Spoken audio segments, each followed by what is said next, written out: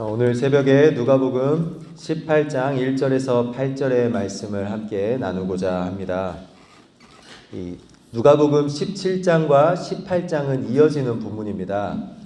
17장 20절에 보시면 바리새인들이 하나님의 나라가 어느 때에 임하냐는 종말론적인 질문을 합니다. 그러자 예수님께서 하나님 나라와 마지막 때에 대해 설명해 주십니다. 17장 20절부터 17장 37절까지 그렇게 이야기가 이어지다가 이제 18장 1절에서 예수께서 그들에게 항상 기도하고 낙심하지 말아야 할 것을 비유로 말씀하여 라고 나옵니다. 그러니까 그 답변을 해주신 후에 과부의 기도를 사람들에게 비유로 말씀해 주시는 장면입니다. 그러므로 우리는 같은 맥락에서 이 비유를 이해해야 합니다. 17장에 나오는 하나님의 나라, 종말론적인 그때 그 맥락에서 이 과부의 기도를 이해해야 이 비유를 제대로 이해할 수 있는 것이죠. 그래서 우리가 18장 1절부터 8절만 뚝 떼가지고 읽고 생각을 하게 되면 이 비유에 대해서 오해하게 될 수 있습니다. 그 오해는 어떤 오해냐면요, 기도에 대한 오해입니다. 마치 중언부언하듯이, 그리고 끊임없이 귀찮을 때까지 기도하면 불의한 재판장도 마침내 견디지 못하고 들어준 것처럼, 귀찮아서라도 들어준 것처럼, 그런데 하물며 하나님은 우리 아버지시니까 그 정도로 기도하면 하나님께서 들어주시지 않겠느냐라는 오해를 할 수가 있습니다.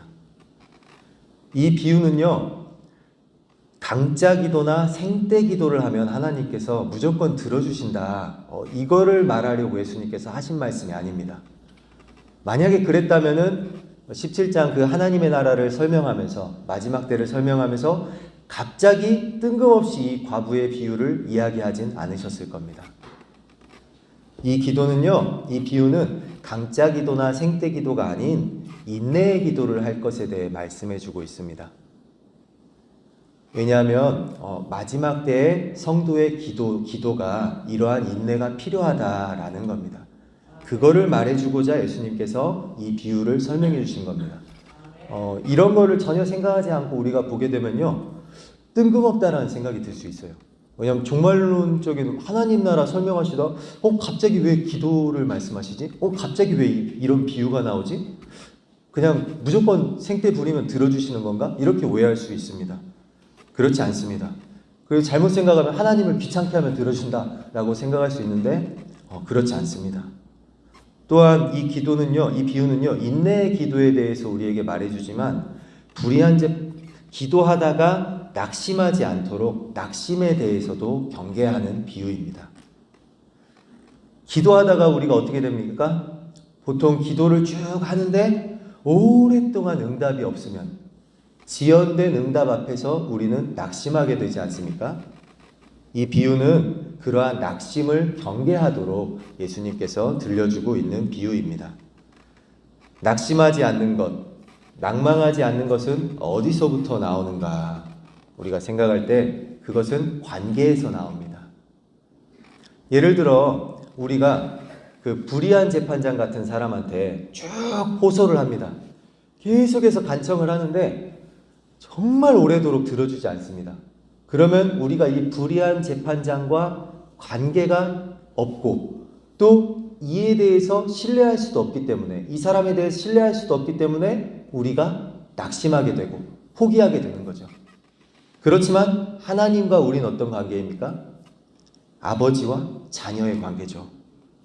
그래서요, 이 비유에서는 불의한 재판장과 호소인, 또한 자비로운 아버지와 자녀, 이것을 비교가 아닌 대조를 해서 보여주고 있습니다. 이 불의한 재판장과 과부가 무슨 관계가 있습니까? 어떤 친근함이 있습니까? 신뢰관계가 전혀 없지 않습니까? 이미 불의한 재판장이라고 나오고 있지 않습니까? 그런데도 이 과부가 낙심하지 않고 끝까지 간청할 때 마침내 이 불의한 재판장도 그 호소에 응답하였다라는 걸 보여주죠. 그런데 대조되는 관계는 누구입니까? 자비로운 우리 아버지 하나님과 자녀인 우리입니다. 이 관계를 대조해서 보여주는 거죠. 그러면 불의한 재판장도 간청하는 과부의 호소를 이렇게 들어주는데 하물며 자비로운 아버지께서 자녀의 기도를 들어주시지 않겠느냐라는 것을 설명하는 비유인 거죠.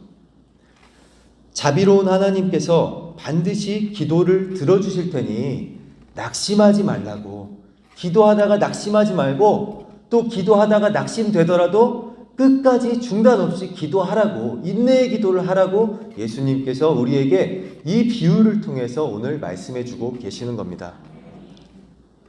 중요한 것은 그 과부의 이제 원한이란 말이 나옵니다.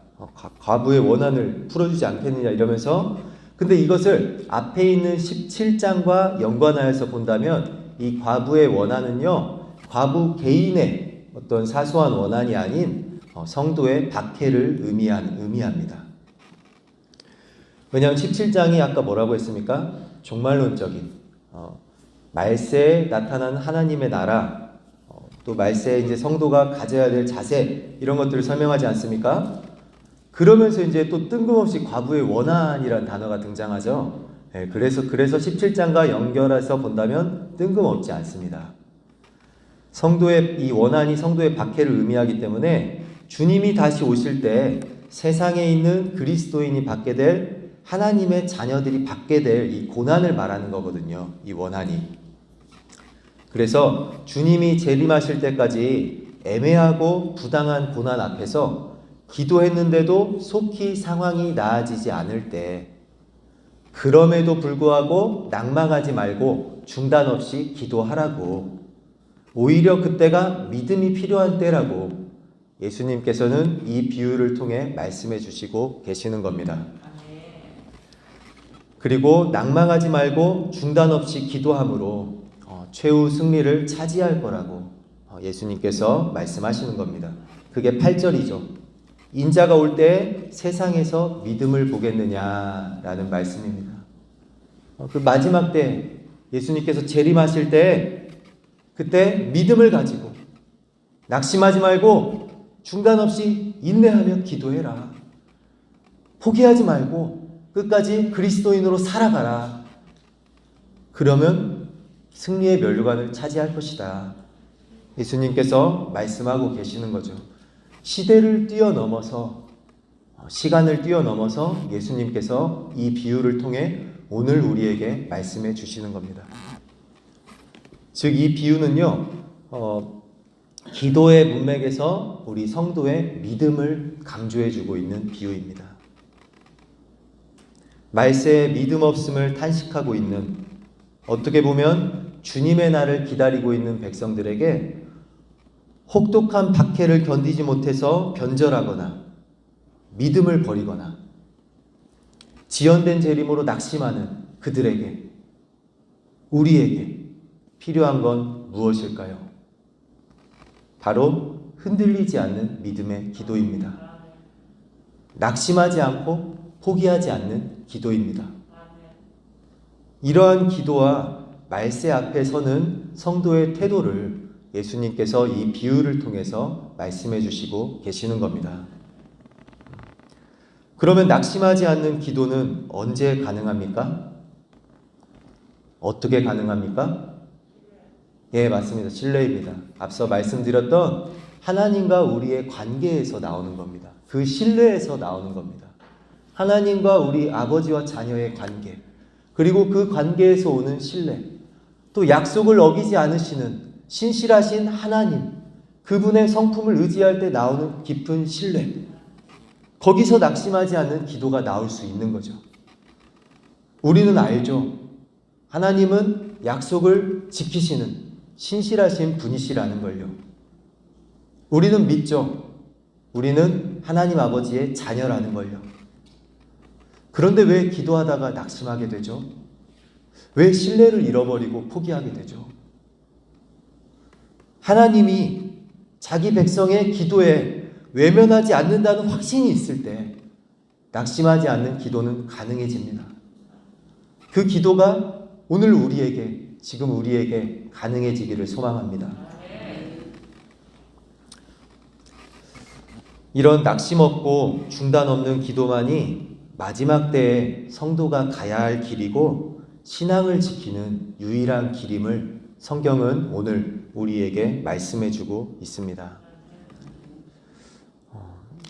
이렇게 마지막 때에 우리가 가져야 할 성도의 태도를 가지고 우리의 아버지 되신 하나님을 의지하고 깊이 신뢰하며 그 관계 안에서 오는 평안을 누리며 낙심하지 말고 끝까지 함께 하나님 나라를 위해서 기도하는 저와 여러분 되시기를 소망합니다.